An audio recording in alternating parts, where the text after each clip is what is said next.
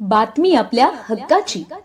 ठाणे जिल्ह्यातील व आपल्या परिसरातील सर्व ताज्या घडामोडी पाहण्यासाठी शहापूर नववाहिनी न्यूज चॅनेलला सबस्क्राईब करा, लाईक करा आणि शेअर करा. मुख्य संपादक निलेश विशे. मानवाचा म्हणजे एका एका योनीमध्ये एक एक वेळा कोटी जन्म घेऊन मग तेव्हा तो इथे आल्यानंतर मग तो बिना भजनाचा घालवाचा का आपण मग तेच तर तुकोबार आपल्याला सांगत नाही. इथं आल्यानंतर आपल्याला भजन करायचे, भजन भोजन नाही. पण आपण विसरलोय तेच, आपण नुसतं भजनावरती लक्ष दिलं. बरोबर ना? भजन विसरलो आणि आपण काय केलं? भोजनावर आपली व्यवस्था विसरलो, आपण अवस्था विसरलो, आपण व्यवस्थेकडे लक्ष देतो. विठ्ठल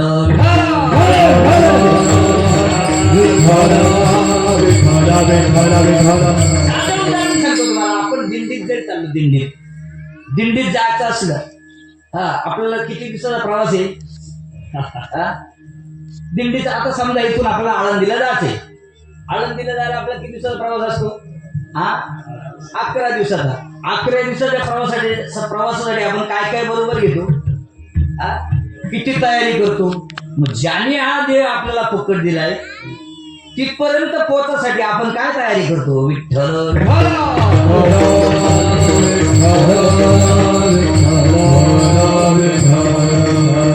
आणि म्हणून एकतर मिळत नाही, हा नैवेद्य सहजासहजी मिळत नाही. याच्यामध्ये 3 प्रकार आहेत बघा. एकाला मिळाला, एकाला कळाला नाही, एकाला मिळालाही, एकाला कळालाही, आणि एकाला मिळालाही नाही, एकाला कळाला नाही. विठ्ठल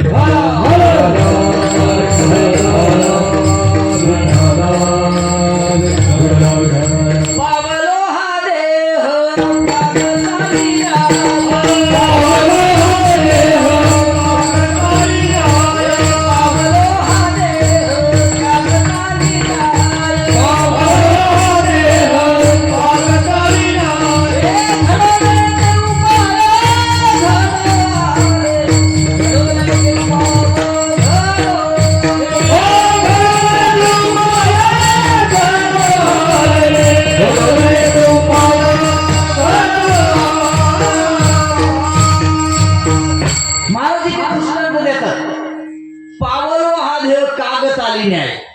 म्हणजे एखाद्या आंधळ्याच्या हातात कावळा सापडावा. उदाहरण बघा काय दिलं, आंधळ्याच्या हातामध्ये कावळा सापडावा तसा हा आपल्याला नरदेव मिळाला.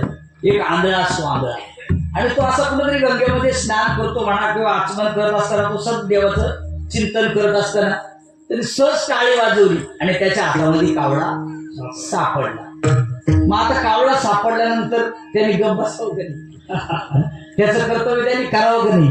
पण त्याला वाटलं मला कावळा सापडला, आणि योगा कर्म धर्म संयोगाने योगायोगाने त्या गावामध्ये त्या राजाने त्या एरियामध्ये किंवा त्या विभागामध्ये राजाने दौंडी दिली होती. कोणाला कावळा सापडला असेल त्याला बक्षीस देण्यात येईल. आता यांनी पाहिलं, एक कावळ्याला जर एवढं बक्षीस आहे तर 2 कावळे पकडल्यावरती किती बक्षीस मिळत. त्याने आपला होता तो कावळा इथं बघलत मारला आणि परत गेला कावळा पकडला. आता कावळा पकडला, कसा पकडला? टाळी वाजवल्यावर इथनं तो गेला होतो. आता सांगा किती वर्ष तो तिथे पकड बसलं मिळेल त्याला कावळा. तसा हा एकदाच आपल्याला मिळतो बरं का, एकदाच मिळतोय. मग एकदा मिळाल्यानंतर आपलं कर्तव्य आहे ना, आपलं कर्तव्य ना, काय कर्तव्य? आपण वाचावी ज्ञानेश्वरी, डोळा पाहावी पंढरी, नाही का? एकदा मिळाल्यानंतर आपण काय करायला पाहिजे? तुकोबारांचं गाथा वाचायला पाहिजे. एकदा मिळाल्यानंतर आपल्याला काय मिळालं? आपण हरिपाठ वाचायला पाहिजे. देवाची द्वारी वाक्षण करी तेणे मुक्तीचारी साधी. बघा, ज्ञानोबारायांनी तुकोबारायांनी आपल्यावरती खूप उपकार केले बाबा. काय सांगू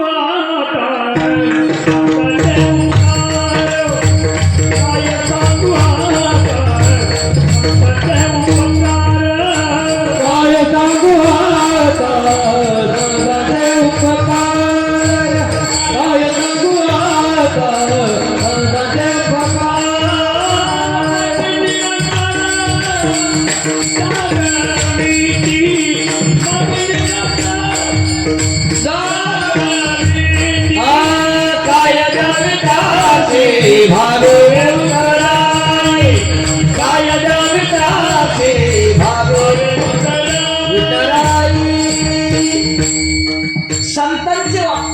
संतांचे आपल्यावर उपकार आहे. मला ते सांगायचे की त्यांनीच दाखवलेला मार्ग आपल्याला नामस्मरण करायचं आहे. तो नामस्मरण कोणत्या रूपाने करायचं आपल्याला. आपण ज्ञानेश्वरी वाचली, ज्ञानेश्वरीमध्ये आपल्याला जे आपल्या मुखावृंदातून आपल्याला जे वाचता येईल त्याच्यातून आपलं नामस्मरण घडेल.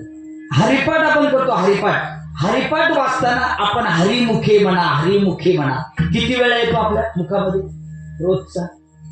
पण आपण कधी एकदा सप्ताह झाला तर परत पुढच्या वर्षी, बरोबर. किती घरांच्या हरिपाठ चालतो मला हात वर करा सांगा बरं. म्हणजे 43 वर्षामध्ये किती, 2च.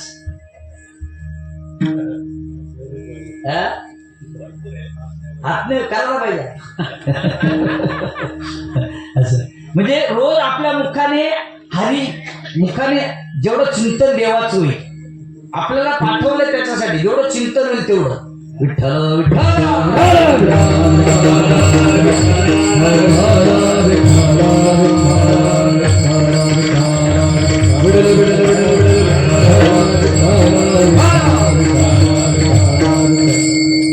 मग असं कोणीतरी जगद्गुरु तुकोबाराने विचारलं असेल, तुकोबारे तुम्ही आम्हाला सांगता काय नो हे केले नाही का. तुकोबाराय त्यांच्या जीवनामध्ये घडलेले अनेक प्रसंग तुकोबारांनी सांगितले, बरेच सांगितले. जगद्गुरु तुकोबारांचा जर आपण जर विचार केला, ज्यांचा सेवेसाठी आपण अभंग घेतलाय, त्यांचा जर आपण जीवनाचा जर विचार केला तर एका या विठ्ठलापायी जगद्गुरूंचा संसार अख्खा उद्ध्वस्त झाला होता. विठ्ठल विठ्ठल.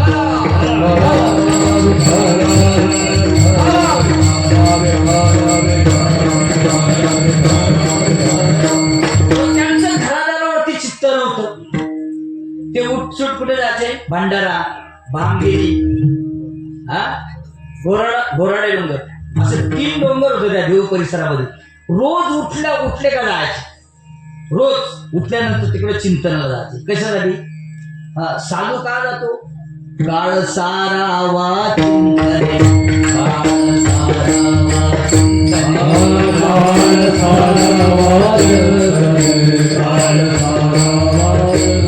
एकांतवासी गंगा स्नाने, एकांतवासी गंगा स्नाने, एकांतवासी गंगा स्नाने, एकांतवासी गंगा स्नाने.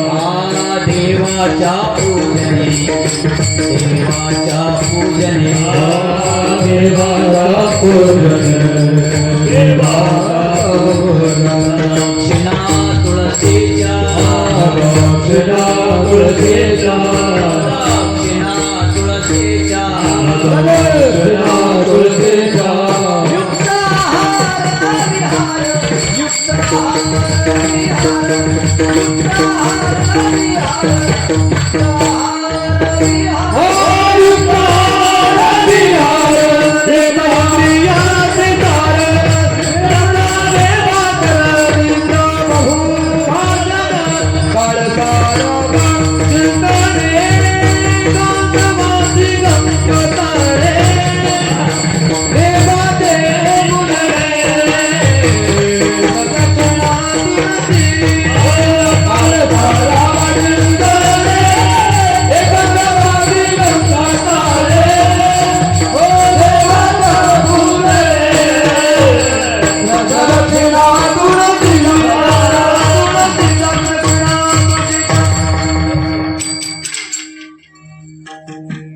महाराज सांगतात काळ सारावा चिंतने, म्हणून तुकोबाराय एकांतात.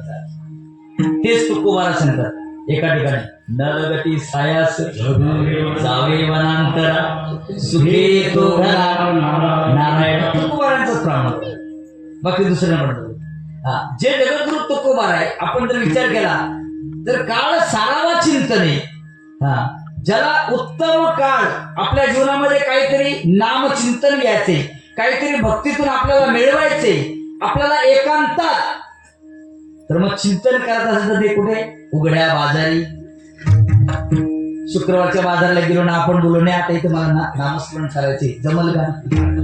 हा जवळचा बाजार कुठला आहे शुक्रवार.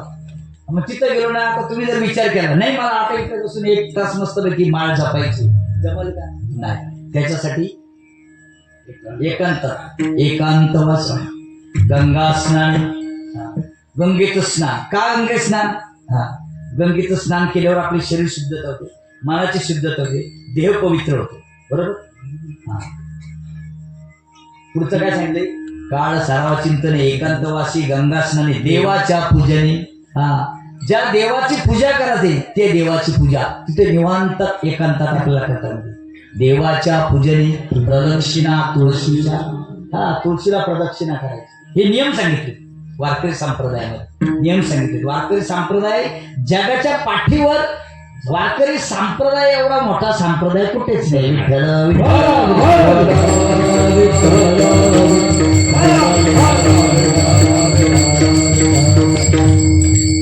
बाकी आपण दुसऱ्या संप्रदायाबद्दल बोलत नाही ते कमी आहेत का मोठे त्याचा विचार नाही आपण करत. पण आपण ज्यांच्या माळ आपण तुळशी माळ गळा घातलेले ना पवित्र तुळशी माळ ज्या संप्रदायाचे आपण पाय घेत ना मग तो संप्रदाय आपला मोठाच आहे. जर आपण जर बघितलं ना या संप्रदायामध्ये विचार जर आपण केला तर या संप्रदायामध्ये तीर्थ आहे या संप्रदायामध्ये काय क्षेत्र आहे या संप्रदायामध्ये ग्रंथ आहे या संप्रदायामध्ये संत आहे आणि या संप्रदायातला भगवंत आहे विठ्ठल.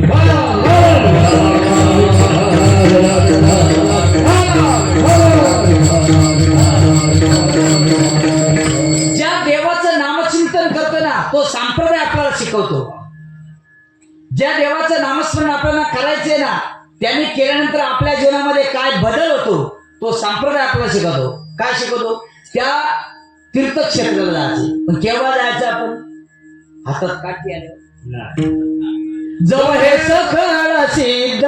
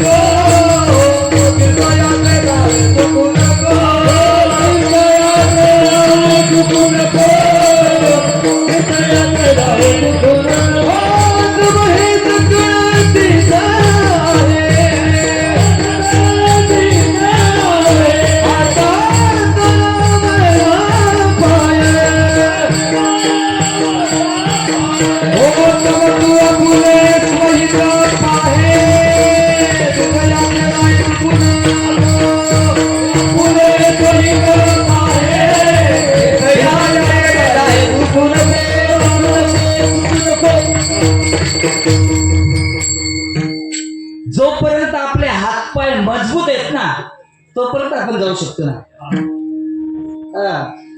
आणि मग काही एकदा आपले हातपाय थरथरायला लागले तर आपण चालू शकत नाही आपण पाहू शकत नाही आपण बोलू शकत नाही आपण ऐकू शकत नाही.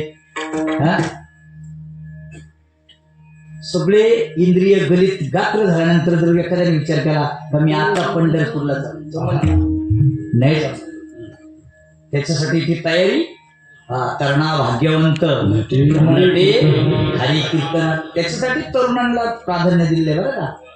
तरुणांना त्याच्यासाठी प्राधान्य दिले. मग सांगा तुम्ही काळ सारावा चिंतन एकांतवासी देवाच्या पूजेने त्या देवाची पूजा करत असताना शरीर धडधाकट पाहिजे. तुम्ही काकड्यामध्ये एक अभंग बघितली आहे बघा येणे मुखे तुझे नाम मज प्रेम डोळे भरून या. प्रत्येक इंद्रियाला काम दिलंय. काय काम दिलंय प्रत्येकाला दिलंय. डोळ्याने काय करायचं देवाचं पहा विठोबाचे मुख तुम्ही ऐका रे माझ्या विठोबाचे गुण नाही का म्हणते ते. आणि एकदा का सगळं गेलं मग आपण विठ्ठल विठ्ठल म्हणाले मग राम राम बोलायच्या येतो तो लांब लांब लांब लांब लांब लांब असं नाही चालत. जोपर्यंत आपल्यात शक्ती आहे आपल्या अंगामध्ये बळ आहे आपल्या अंगामध्ये ताकद आहे आपली बुद्धी तेज आहे तोपर्यंत परमार्थ विठ्ठल विठ्ठल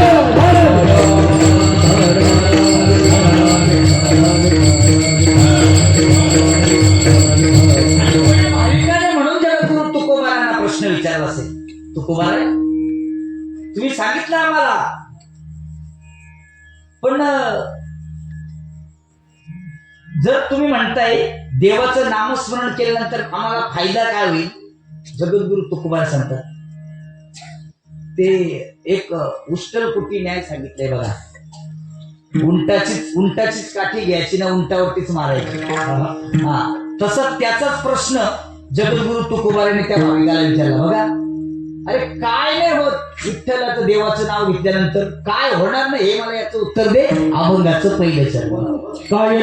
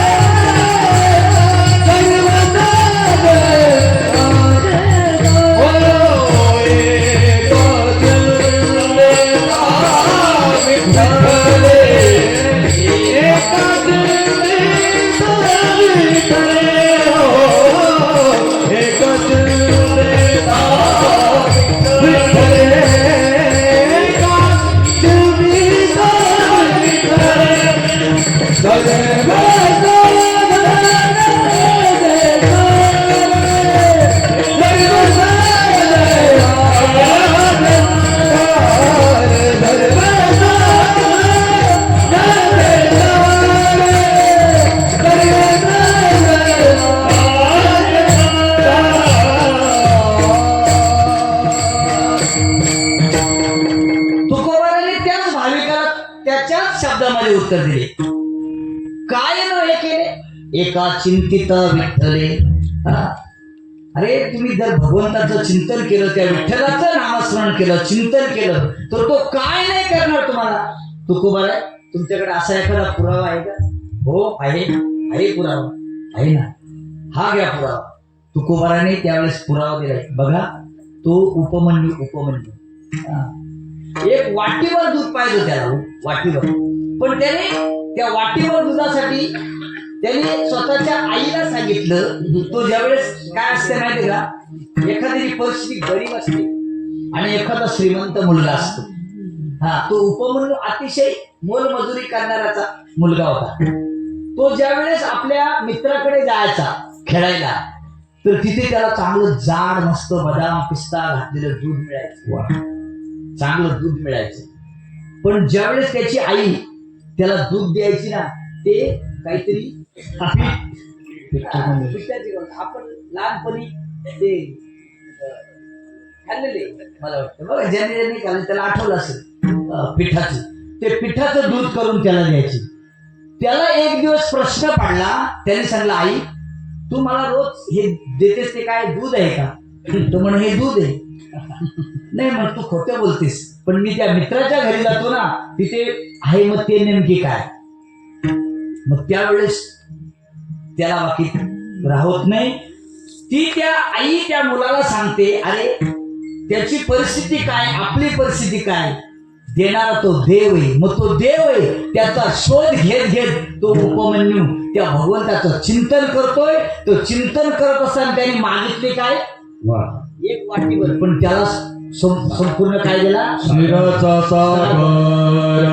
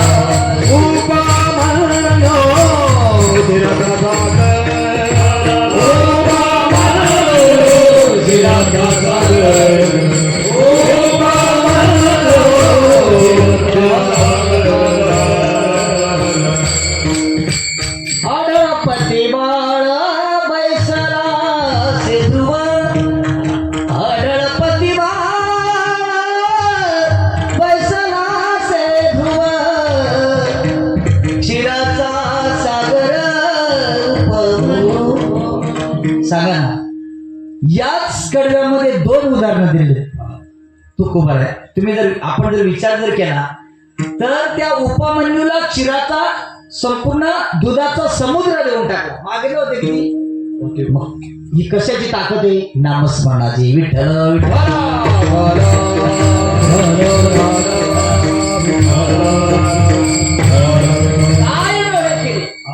नाही का? एका चिंतिता विठ्ठले. दुसरं उदाहरण घ्या. त्या काय ते राजाचं नाव, कुठला राजा तो? उत्तरपाद काहीतरी नावाचा राजा. त्याच्या त्या ध्रुव बाळाचा वडील.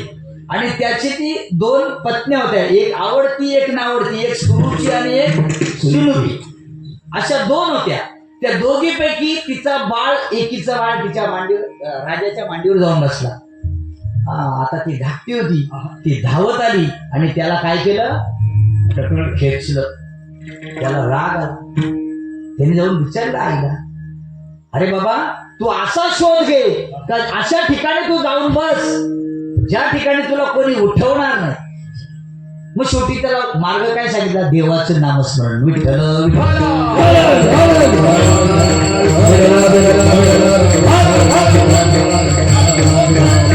अरण्यामध्ये भगवंताचा शोध घेत घेत घनदाट अरण्यामध्ये गेला. तिथे चित्त पाखरू नये. एकांतामध्ये तो बाळ ध्रुव देवाचं चिंतन करतोय, देवाचं नामस्मरण करतोय.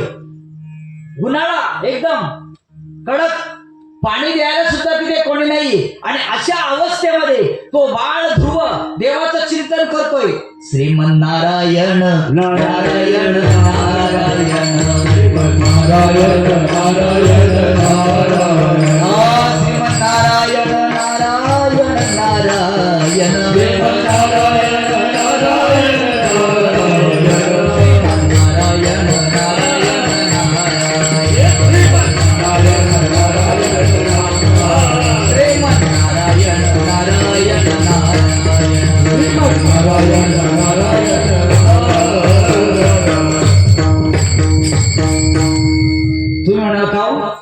तुम्ही तर अभंगात सांगितलं, काय नव्हे केले एका चिंतिता विठ्ठले.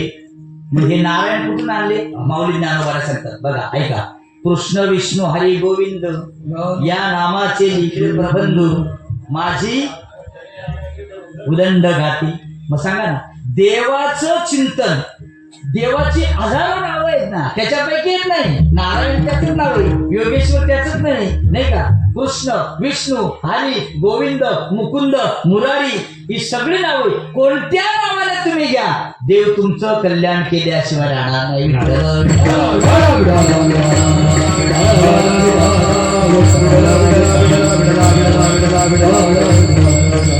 आणि असं चिंतन करत असताना देव प्रसन्न झाले आणि देवाने त्याला सांगितलं, बाबा तुला काय हवंय ते माग. त्याने सांगितलं, मला काय नको, मला अशा ठिकाणी येऊन ठेव का ज्या ठिकाणून मला कोणी उठवलं नाही पाहिजे. म्हणून तो ध्रुव तारा बघा आज पण तुम्ही पाहता ना, किती वाजता निघतो तो? रात्रीच्या 2. म्हणजे जवळजवळ तो ब्रह्ममुहूर्तावरती नाही का? ब्रह्ममुहूर्तावरती तो एक ब्रह्ममुहूर्त असतो. ब्रह्ममुहूर्त आपला ब्रह्ममुहूर्त कधी होतो? जेव्हा आपल्याला जागे तेव्हा. पूर्वीचं लय चांगलं होतं. पूर्वी या सगळ्या माता मावळ्या कधी पहाटे उठायच्या नाही का? पहाटे उठून घरामध्ये सगळी आवरासावर करायची, सडा सारवण, रांगोळी, तुळशी वृंदावन नाही का? मग ती रांगोळी घालायची, तुळशीला पाणी घालायचं नाही का? सगळं काही व्यवस्थित होतं. आता ती तुळस आहे काय वृंदावन आहे, पण त्या हे तर नाही राहिलं, आता सारवण नाही राहिले आहे का? आता त्या लाद्या आल्या घरामध्ये, गाई म्हशी गेल्या बरोबर. हा तुमच्याकडे आहे नाही का? हा तुमच्याकडे हो. हे नंद राजाच्या कुळातले असतील त्याच्यामुळे थोडंसं शिल्लक ठेवलं नाही नंदराजाचं असं. पण पूर्वीची जी मजा होती ती आता नाही आहे का? बघा ना, पूर्वीचे दिवस इतके म्हणजे घरामध्ये एकच कुटुंबामध्ये एकाच घरामध्ये सगळे राहायचे. किती 20-20 माणसं, 25-25, 50-50 माणसं. आता आमचं जवळजवळ 40 माणसांचं कुटुंब होतं, एकत्रच राहतो त्या टायमाला. पण असे मस्त समाधान राहते. पण आता प्रत्येकाचे अलग अलग झाले, पण समाधान नाही. ते चेहऱ्यावरती तेज नाही. प्रत्येक माणूस असा ग्रासलेला कुठे ना कुठे चिंतेत आहे. बघा त्याच्या मनावर कुठल्या तरी भीतीचं सावट आहे. उद्या काय होईल, उद्या काय होईल, उद्या काय होईल, अरे उद्या काय होईल. ज्यांनी आपल्याला निर्माण केलं ना त्याचं चिंतन कर, चिंता मिटून जाईल. विठ्ठल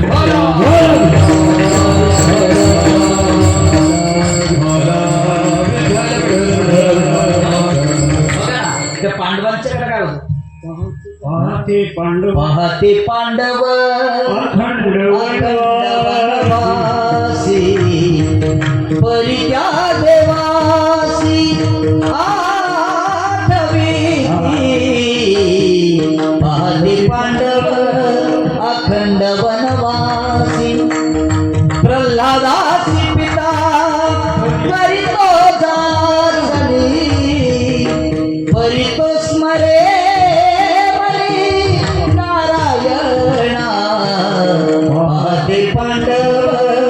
अखंड वनवासी. तो भक्त प्रल्हाद हिरण्याकश्यपूच्या पोटी अवताराला आलेला भक्त प्रल्हाद. अरे किती त्याला त्रास होता. नाव न घेऊ देवाचे हे व्रीड हिरण्याकश्यपूचे, पण तो एक क्षणभर सुद्धा देवाच्या नामस्मरणा वाचून वंचित राहिला नाही. एक क्षणभर. जाऊ द्या, प्रल्हादाचं तर लांबच उदाहरण नाही, पण जगद्गुरु तुकोबाने सुद्धा एक क्षण सुद्धा वाया घालत नव्हता. शिंकदाबाई खोकला इतका वेळ वाया गेला, इतका वेळ वाया गेला, इतका वेळ वाया गेला, शिंकदाबाई खोकला इतका वेळ वाया गेला, इतका वेळ वाया गेला, इतका वेळ वाया गेला. शिंकदाबाई खोकला इतका वेळ वाया गेला, इतका वेळ वाया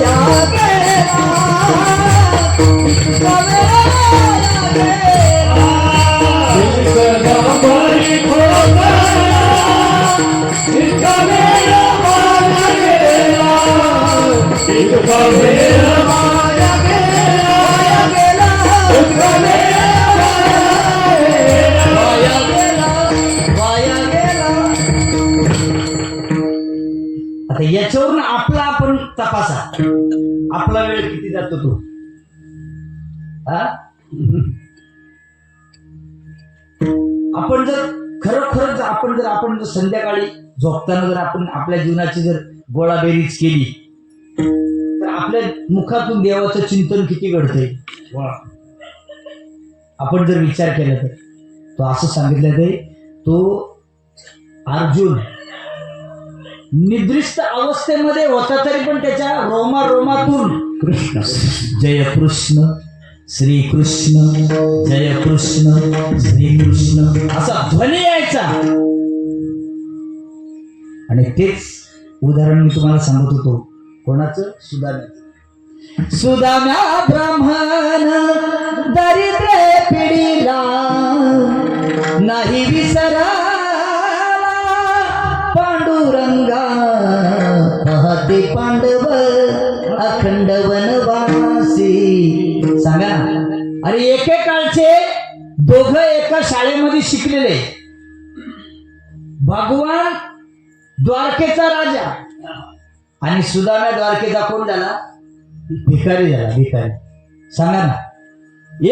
एकच याच्यामध्ये ना शिकलेले पण देवाच्या प्राप्तीने देवाच्या नामस्मरणाने सुदाम्याचं दुःख दारिद्र्य निघून गेलंय. विठ्ठल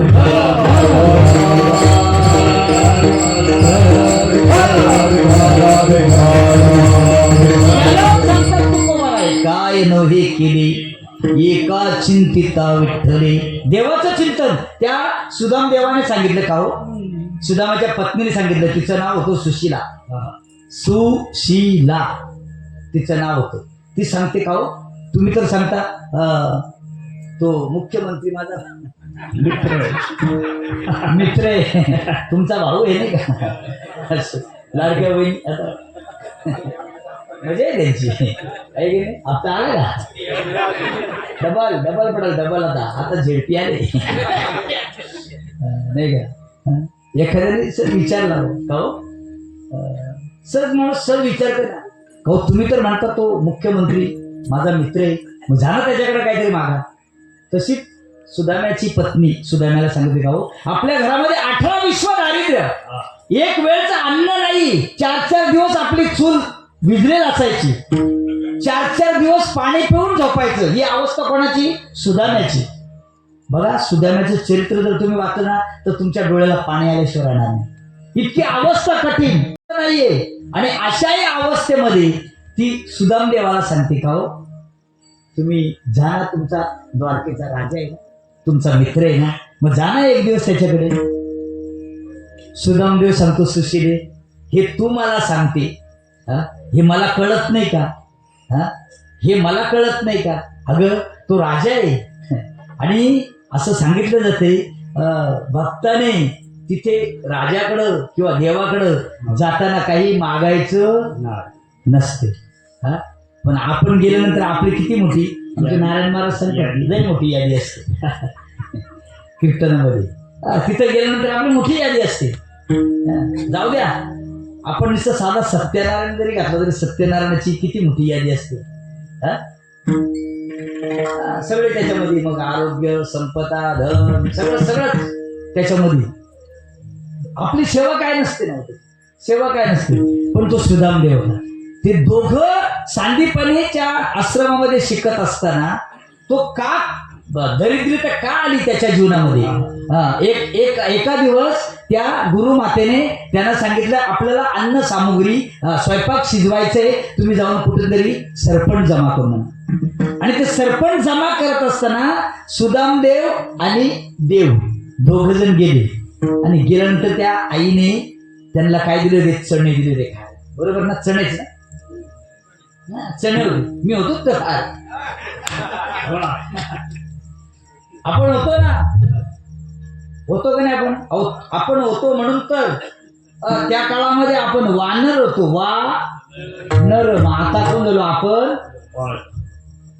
नाही का? तुम्ही आले विटेवरी आम्ही झालो वारकरी. आपण जे वारकरी झालो तो त्याच काळातले असतील कदाचित. तुम्हाला आठवतंय का नाही माहित नाही पण मला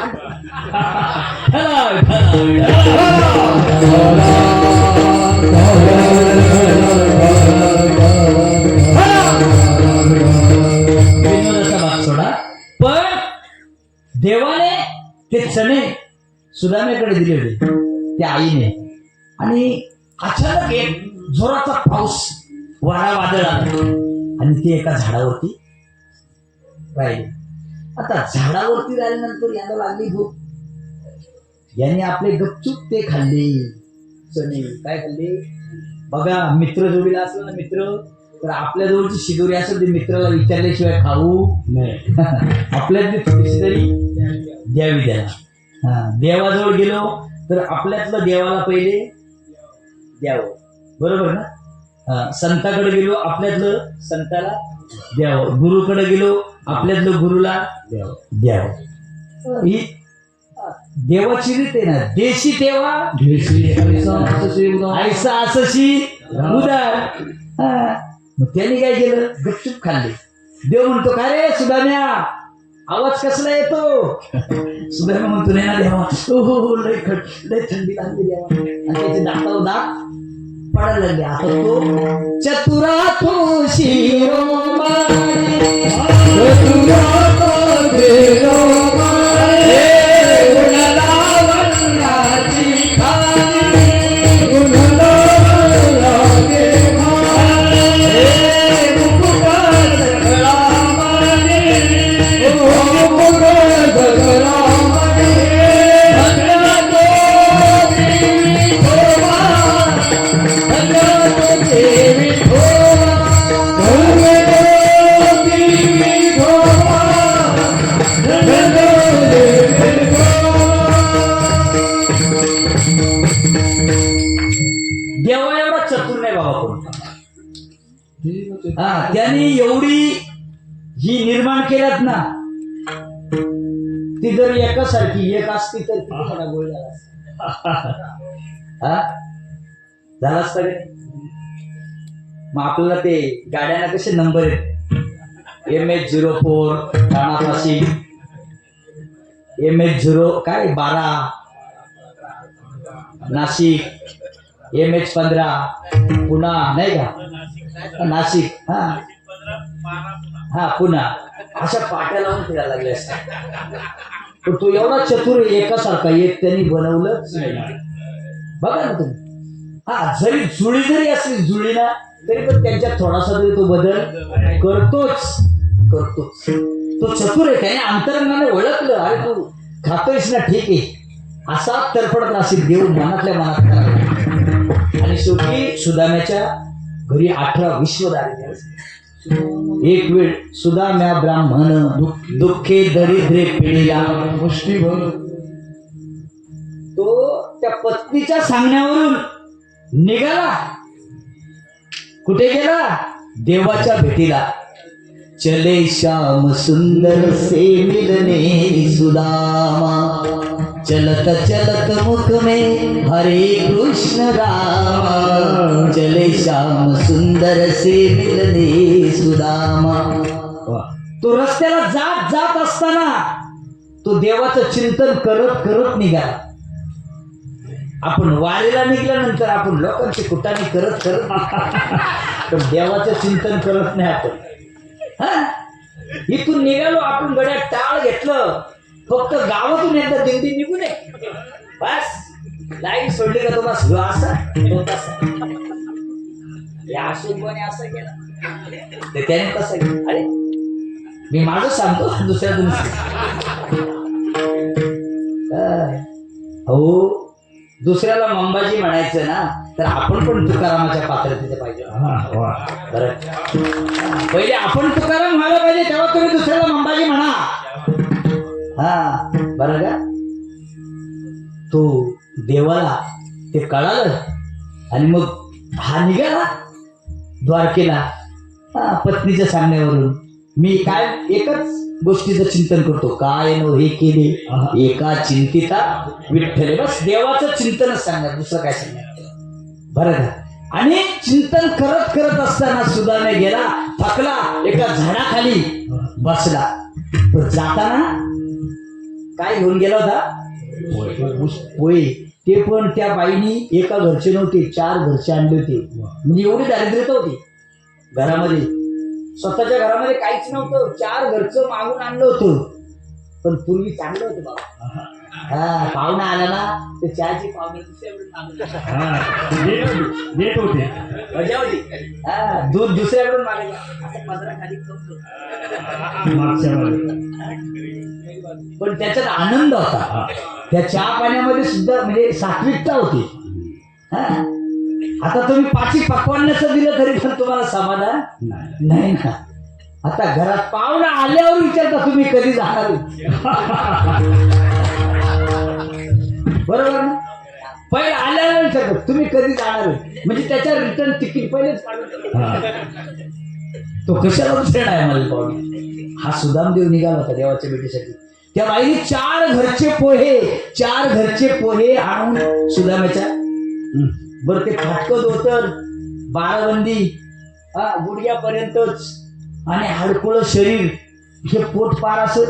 आता ते माझं आलं थोडं वरती. जेव्हा ऑफिसला जातो ना गाडीमध्ये धक्काबुक्की होती ना मला पोटच नव्हतं. आता नारायण जुळलं जाऊन ते आलं थोडं वरती. असं सुदामदेव तिथे गेला. एका झाडाखाली निवांत थकलेला अवस्थेमध्ये देवाचं चिंतन करतो. देवाला ते कळालं, देव चतुर होता, देवाला कळलं. देवाने अलगद उचललं द्वारका देशाच्या त्या गेटच्या जवळ आणून ठेवलं. आणि तिथे आल्यानंतर मग त्या द्वारपालांना सांगतात मी अमुक देवाचा मित्र आहे सुदाम्या, तुम्ही एक काम करा ना. अरे द्वारपाल कन्हैया से कह दो इधर तो सुदामा गरीब आ गया है. अरे द्वारपाल कन्हैया से कह दो इधर पे सुदामा गरीब आ गया है. अरे द्वारपाल कन्हैया से कह दो इधर पे सुदामा गरीब आ गया है. अरे द्वारपाल इधर पे सुदामा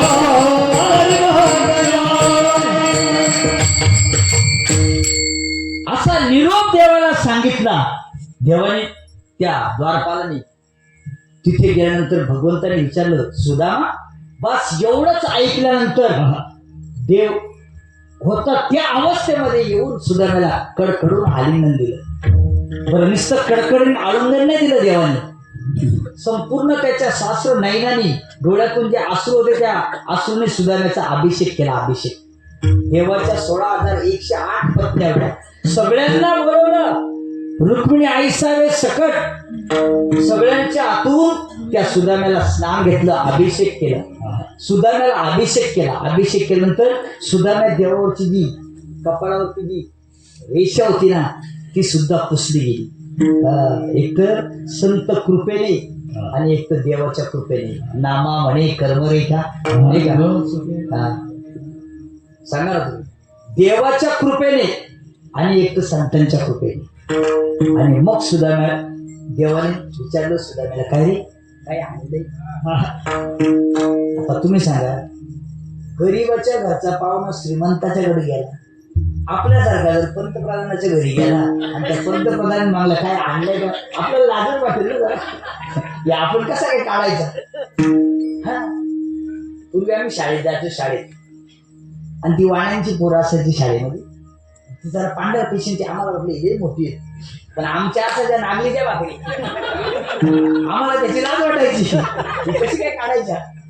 हा मग आम्ही आपलं गपचू कुठेतरी जाऊन खायचो. पण त्याच्यात पण त्यांना खाण्याचा आनंद वाटायचा.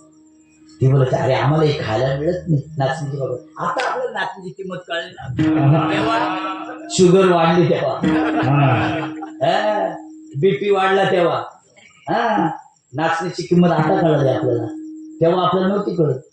तेव्हा आपण असं सफेद भाकरी खायला लागलो आणि मग त्यांनी काढला काम. आता नाचणीची किंमत. मग आता डॉक्टरने सांगितलं तुमची शुगर वाढली, तुम्ही आता एक काम करा नाचणीची भाकरी. अरे नावच नाचणीचा आणखी कुठे ना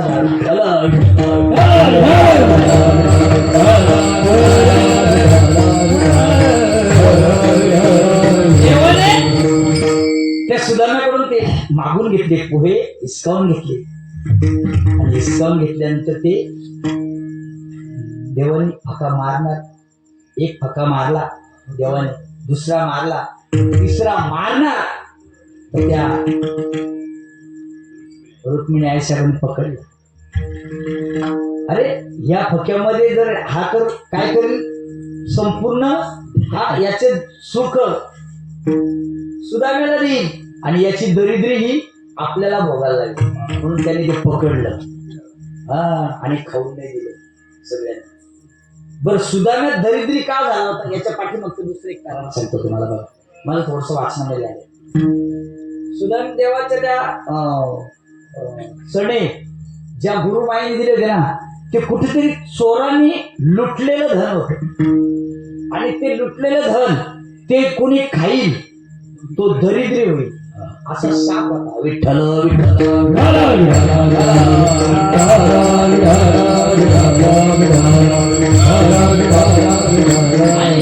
सुदाम्याला माहित होती.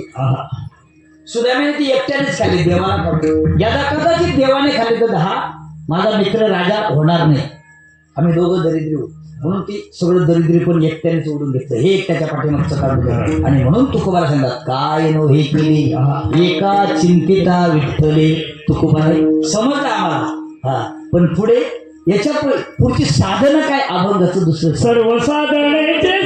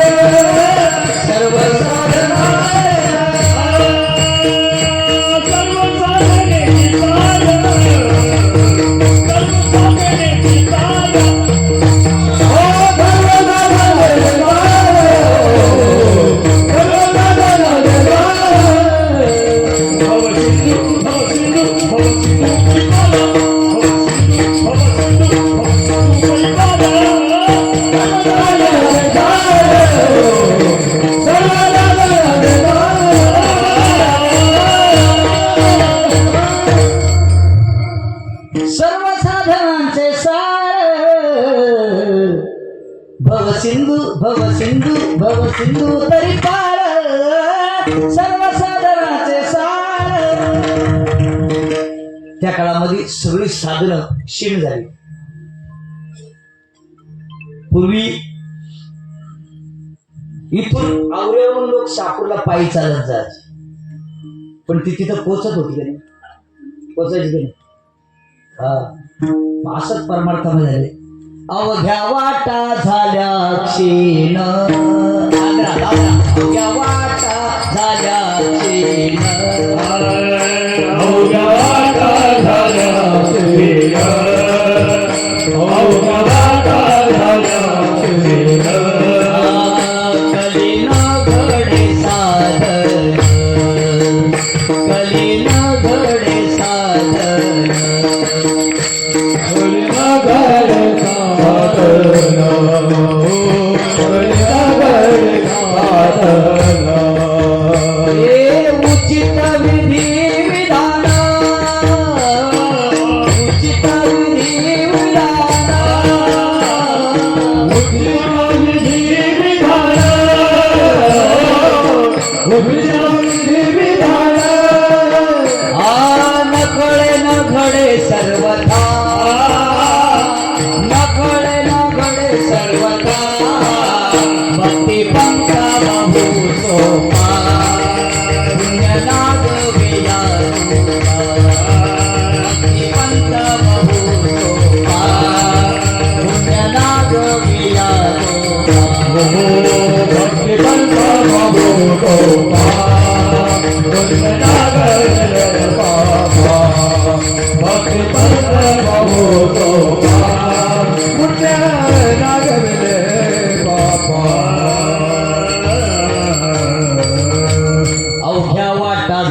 क्षीण कलीन घडे साधन. कलिमग त्या टायमाला कलियुगामध्ये कुठलं साधन घडत नव्हतं. हा मग उचित विधी उधान न कळे न घडे सर्वथा भक्तिपंथ बहु सोपा. बघा ना, इथून आपण पायी गेलो शहापूरला तरी पोहोचायचो, पण तेवढी ताकद माणसामध्ये राहिली नाही. आता लोक इथून निघले का इथं रिक्षाची वाट बघतात. म्हणजे वाटा आहेत ना, वाटा क्षीण झालेल्या नाही आहेत, फक्त आपली कॅपॅसिटी झाली नाही. विठ्ठल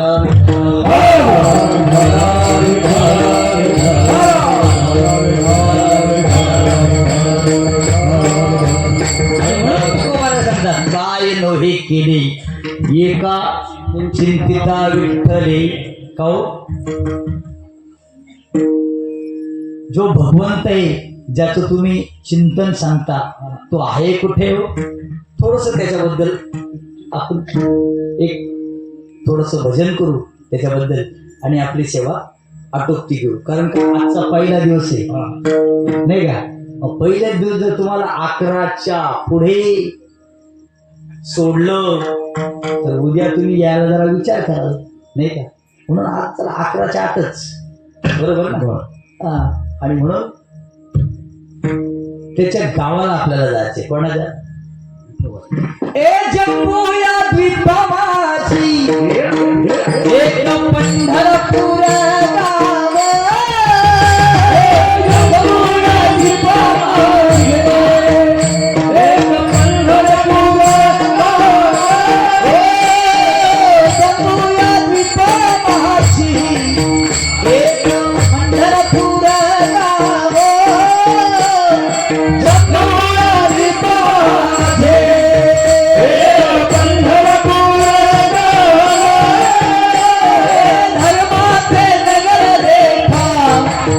विठो पाटील त्याचे नाव.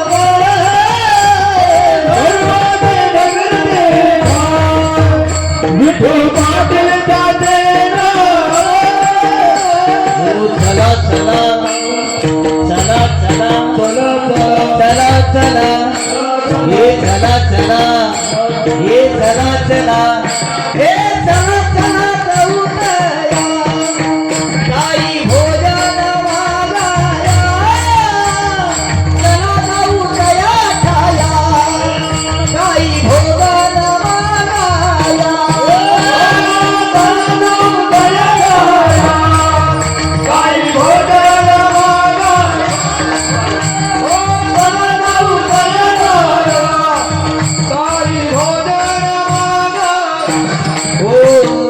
चला जाऊ तया ठाया. काही भोजन मागाया चला जाऊ तया ठाया.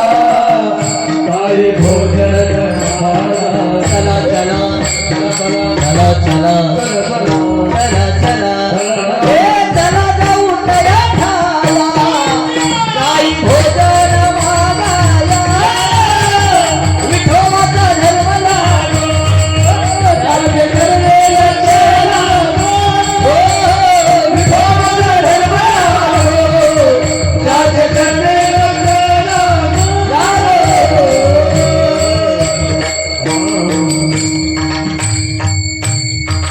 हे पण जमते. आई माझी नाही बोलत. ते पण सगळं जमतंय. आपला विषय नाही घ्यायचा, आपल्याला पण जमते ते. तो पण नका असं. काय नव्हे केले एका चिंतिता विठेली. भगवंताचं चिंतन आपण जर केल्यानंतर देव आपलं सगळी सुख दुःख निवारतो. पुढे तिसऱ्या चरणामध्ये सांगतात योग याग तपे केली तयाने अमुपी. त्या वेळेस योग याग देवाची प्राप्ती करत असताना योग ज्ञानोबा सांगतात योगाची या वाटा जे निघाले गा सुबटा. दुःखाचा सांगा बरं. मग योग याग पण एवढा सोपं आहे का? हा, म्हणून तर सगळ्यात सोपं आणि साधं नामा संकीर्तन साधन पै सोपी चलतील पापी जन्मांतरीची. आणि जगद्गुरु तुकोबारा सांगतात. काय सांगतात? फक्त 3च अक्षरी मंत्री, 3च. किती? पण तो कसा करा? जपा. पण तो कोणता? तुका म्हणे तुका म्हणे जपा, तुका म्हणे जपा, तुका म्हणे जपा, तुका म्हणे जपा, तुका म्हणे जपा, तुका म्हणे जपा, तुका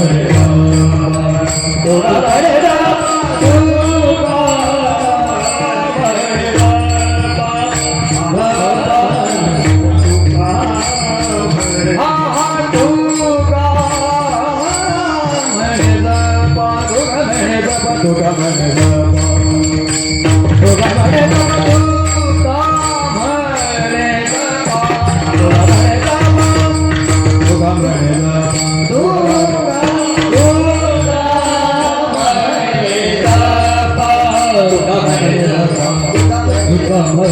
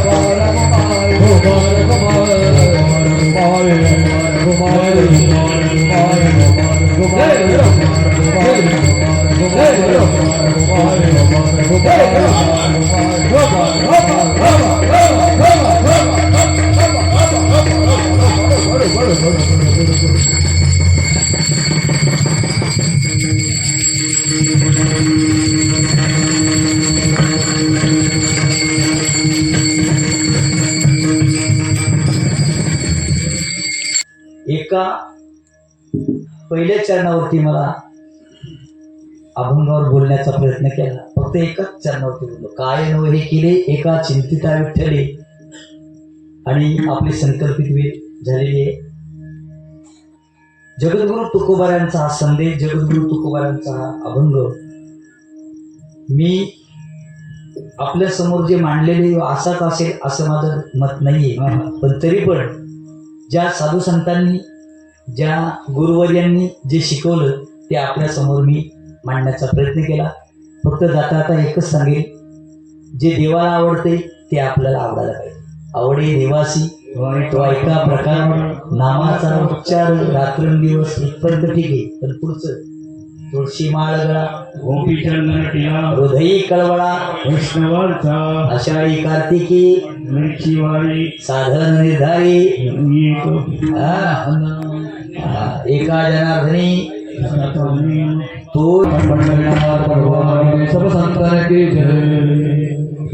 अगदी 2 मिनिटांमध्ये कार्यक्रमामध्ये मुख्य सांगतो. आज हा 43 वर्षाचा सप्ताहाचा पहिला दिवस आहे. आज अतिशय आनंदाने भरभराटीने पार पडलेले, तुम्हा सगळ्यांच्या आर्थिक सहकार्याने उपस्थितीने अत्यंत उत्तम प्रकारे 43 वर्षाची वाटचाल पूर्ण होत आहे. आपणा सर्वांचे या ठिकाणी मनपूर्वक स्वागत आणि धन्यवाद. आज पहिला दिवस होता. सकाळी अभिषेक झाला, नंतर ज्ञानेश्वरी पारायण झाले, 5 ते 7 पुंडलिक महाराज मस्कर यांचं प्रवचन झाले, 6 ते 7 सामुदायिक हरिपाठ, 9 ते 11 हरिभक्ती पारायण अशोक महाराज घरत, ज्यांना आम्ही आपल्या ठाणे जिल्ह्याची गाण कोकिळ असं म्हणतो. महाराज अशोक महाराज घरत 21 वर्षाचे होते तेव्हापासून आपल्या गावात येत होते, म्हणून ते बोलले की आज माझा पहिला नंबर इथे लागला. 21 वर्षापासून 21 वर्ष वयाचे होते, 21 वर्ष नाही 21 वर्ष वयाचे होते तेव्हा या रस्त्यातून पायी येत होते आणि आपल्याकडे गायन करत होते. महाराज या ठिकाणी आले, काही वेळ केले एका चिंतिता विठ्ठले या अभंगावर अतिशय सुंदर या ठिकाणी कीर्तन केलं. आज तुम्ही त्यांचं गायन ऐकल्यानंतर तुमच्या लक्षात आलं असेल की आम्ही सगळे प्रेमाने त्यांना ठाणे जिल्ह्याची गाण कोकिळा म्हणतो. गाण कोकिळा त्याचं कारण तुमच्या लक्षात आलं असेल. आता किती सुंदर, असं वाटत होतं पांडुरंगच नसतो की काय, असा भास होत होता. महाराज आपण या ठिकाणी आला, आपल्या मनापासून मनपूर्वक धन्यवाद. अशीच सेवा आपण करावी. उर्वरित दिवसामध्ये तुम्हाला विनंती आहे की 7 दिवस गायन करण्याकरता या ठिकाणी यावं. मला आमच्या मंडळीने सांगितले आधीच की तुम्हीच सांगा, तर ते तिथे येणार नाही. म्हणून माझी तुम्हाला विनंती आहे की उर्वरित दिवसामध्ये जेवढं तुम्हाला जमेल तेवढे दिवस तुम्ही या ठिकाणी यावं अशी विनंती करतो. आजचं सौजन्य माझ्याकडून घेतलेले, त्यामुळे माझे पण धन्यवाद. भोजन व्यवस्था आज समस्त दिवसाची दुपारी आणि रात्रीची समस्त पोटसे परिवाराकडून या ठिकाणी झालेली आहे. आज जागर भजने श्री समर्थ भजनी मंडळ सरलांबे बुवा रावसाहेब यांचा या ठिकाणी भजनाचा कार्यक्रम होईल. उद्या सप्ताहाचा दुसरा दिवस आहे. उद्या नित्याचे कार्यक्रमाबरोबर पहाटे काकड आरती, 9 ते 12 ग्रंथराज ज्ञानेश्वरी पारायण, 2 ते 4 माळा भजनी मंडळ गोलबन, 5 ते 6 हरिभक्ती पारायण योगेश महाराज मांजे यांचं प्रवचन, 7 ते 7 सामुदायिक हरिपाठ, 9 ते 11 हरिभक्ती पारायण गंगाधर महाराज कवडे आळंदी यांचं या ठिकाणी कीर्तन होईल. सौजन्य विनायक मालू भुरखडी यांनी घेतलेले. उद्या पाहुणे मंडळी भरपूर या ठिकाणी आलेली आहे. त्याचप्रमाणे या कार्यक्रमाचा थेट प्रक्षेपण 9 वाहिनी न्यूज निलेश यांनी केले, त्यांचं या ठिकाणी मनापासून धन्यवाद. चरपुली येथील महिला मोठ्या संख्येने या